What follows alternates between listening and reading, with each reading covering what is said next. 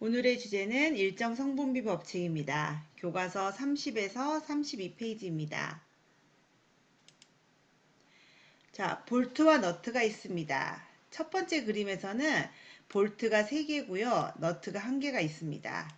이 경우에는 볼트 하나랑 너트 하나가 반응해서 이 부분이 반응하는 부분이 되고요.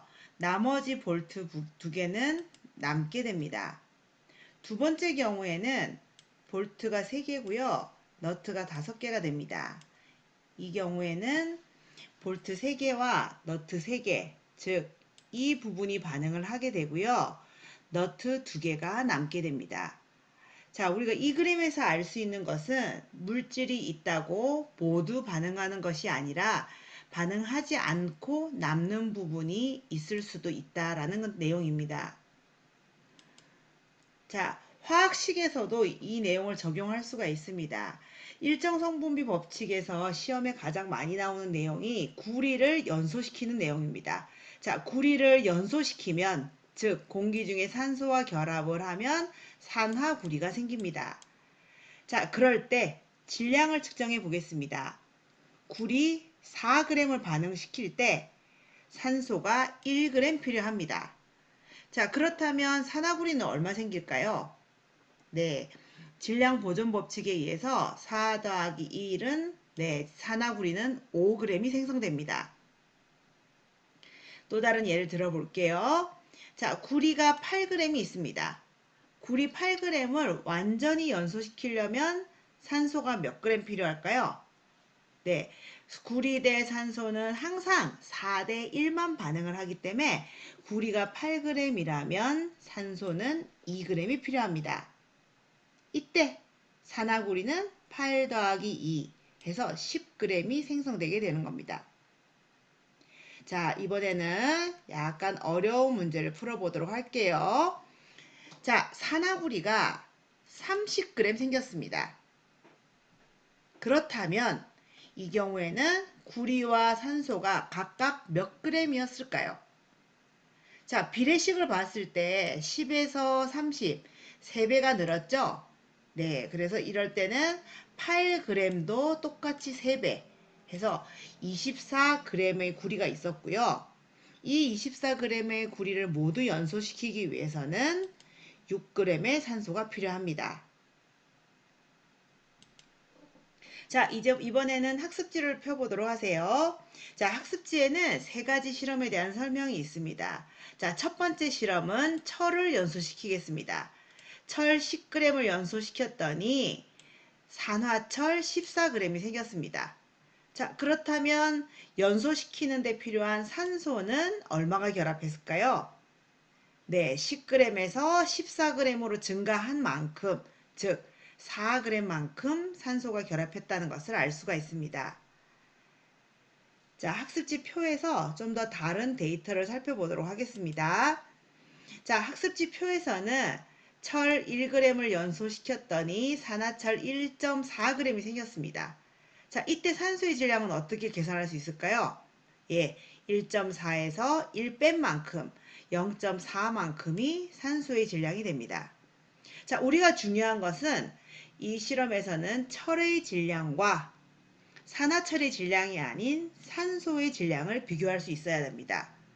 자, 그렇다면 철이 1g 반응했을 때 산소가 0.4가 필요하다면 1g 대 0.4는 다시 바꾸면 자 10g일 때 4g 반응한 것이기 때문에 철 대 산소의 비는 5대 2가 됩니다. 자, 밑에 거는 계산할 필요도 없어요. 똑같이 5대 2. 마찬가지 질량이 증가한다 하더라도 철 대 산소는 항상 5대 2가 됩니다. 학습지에 답을 쓰세요.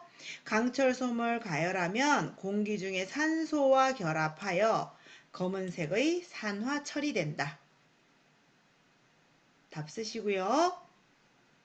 이번에 산화철을 이루는 철과 산소의 비는 항상 일정, 그런데 5대 2로 일정합니다.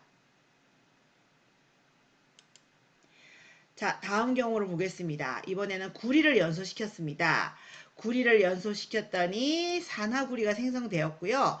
산화구리의 양에서 구리의 양을 뺐더니 산소의 질량이 나옵니다.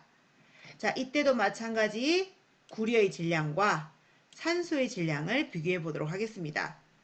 자, 첫 번째 줄을 0.5 대 0.125를 계산을 하려니 좀 힘든 것 같아요. 선생님은 두 번째 줄을 계산하겠습니다. 구리가 1g일 때 산소가 0.25, 즉 4 대 1이라는 것을 알 수가 있습니다. 자, 마찬가지 첫 번째 줄도 4 대 1, 두 번째 줄은 아까 계산했듯이 4 대 1, 마지막 줄도 4 대 1이 됩니다. 자, 1번 학습지에 답을 쓰도록 합니다. 구리를 가열하면 공기 중에 산소와 결합하여 검은색의 산화 제2구리가 됩니다. 이번에 구리 대 산소도 항상 일정한 비율 4 대 1이 됩니다. 자, 다음은 문제를 풀어보도록 할게요. 자, 여기 있는 구리 더하기 산소는 산화구리 하고 여기 숫자는요, 앞 페이지에서 여러분과 선생님이 풀었던 문제예요. 자, 기본 체크 문제를 읽어보도록 하겠습니다. 학습지에 있는 내용이에요. 1번. 구리 8g을 완전히 연소시키기 위한 산소의 양을 물었어요. 구리 8g을 완전히 연소시키기 위한 산소의 양은 2g이죠. 자, 그래서 정답은 2g입니다. 자, 이번에는 구리 8g을 완전히 연소시킬 때 생성되는 산화구리를 물었어요. 산화구리의 양은 네, 여기 10g이 나오겠죠. 10g이 됩니다. 2번은 30g의 산화 제2구리를 얻었습니다. 자, 30g 얻었죠. 그때 구리와 산소는 얼마였죠? 예, 구리는 24g, 산소는 6g이 필요합니다. 자, 학습지 보도록 하세요. 학습지 마지막 실험입니다. 마그네슘을 연소시켰습니다. 마그네슘의 양이고요. 산소의 양입니다. 자, 마그네슘 대 산소는 몇 대 몇일까요? 5 대 3? 아니에요. 5 대 3을 해서 봤더니 두 번째 줄이 1 대 0.7이니까 맞지 않죠? 자, 얘는 소수점을 지금 반올림해서 이런 값이 나왔는데요. 마그네슘 대 산소의 비율은 3 대 2. 자, 첫 번째 줄이 3 대 2니까 두 번째 줄도 3 대 2, 또 3 대 2가 됩니다. 1번. 자, 연소시킬 때는 공기 중에 무엇과 결합했죠? 예, 산소와 결합합니다. 마그네슘 대 산소는 몇 대 몇? 3 대 2가 되죠. 자, 그렇다면 일정 성분비 법칙을 정리해 보도록 하겠습니다. 자, 일정 성분비 법칙이란 두 가지 이상의 물질이 반응하여 새로운 화합물을 만들 때 반응하는 물질 사이에 일정한 질량비가 성립한다는 내용입니다. 자, 여기서 주의해야 할 것은요. 화합물을 만들 때만 성립을 하는 것이지 물 더하기 설탕은 설탕물처럼 혼합물에는 일정 성분비 법칙이 성립하지 않습니다. 자, 그렇다면 화합물을 예를 들어 볼게요. 물은 수소와 산소가 결합된 화합물이죠. 자, 물이 산소와 수소가 결합돼서 화합물을 만들 때는요. 항상 수소 대 산소가 1대 8의 질량비로 반응을 합니다. 자, 암모니아는 질소와 수소가 결합한 화합물이죠. 이때도 마찬가지 질소가 14, 수소는 3. 그래서 14 대 3의 질량비가 성립합니다. 황화철의 경우도 마찬가지입니다. 11g의 황화철이 생기기 위해서는 철이 7, 황이 4g이 필요합니다. 자, 그래서 철 대 황은 7 대 4의 질량비가 성립합니다. 자, 그렇다면 여러분이 여기서 드는 질문, 의문점이 있을 거예요. 자, 그럼 시험을 보기 위해서는 선생님 1대 8, 14 대 3 이걸 다 외워야 할까요? 결론부터 얘기를 하면 외울 필요가 없습니다. 자, 시험 문제 나올 때는요. 선생님이 1대 8을 알려주거나 아니면 1대 8의 실험을 한 그래프나 아니면 데이터를 여러분에게 제시해 줄 거예요. 자, 하지만 여러분 우리가 1대 8이고 14대 3이라는 건 외울 수 없지만 왜 그런지는 알아야 되겠죠.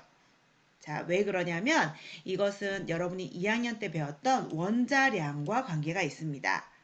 자, 수소의 원자량은 우리가 1이라고 2학년 때 배웠었어요. 수소의 원자량이 가장 작다고 배웠죠. 수소가 1이라면 산소는 16입니다. 자, 물을 볼게요. 물은 원자량이 1인 수소가 2개가 있죠. 그래서 2가 되고요. 산소의 원자량이 16이 되기 때문에 2대 16, 즉 약분하면 1대 8이 되는 겁니다. 그러면 자, 암모니아는 왜 14대 3이 될까요? 수소의 원자량이 마찬가지 1이고요. 질소는 14입니다. 암모니아 분자는 수소가 3개죠. 3개. 자, 그래서 수소에는 3, 질소에는 질소의 원자량이 14가 들어가서 14대 3의 질량비가 성립하게 됩니다.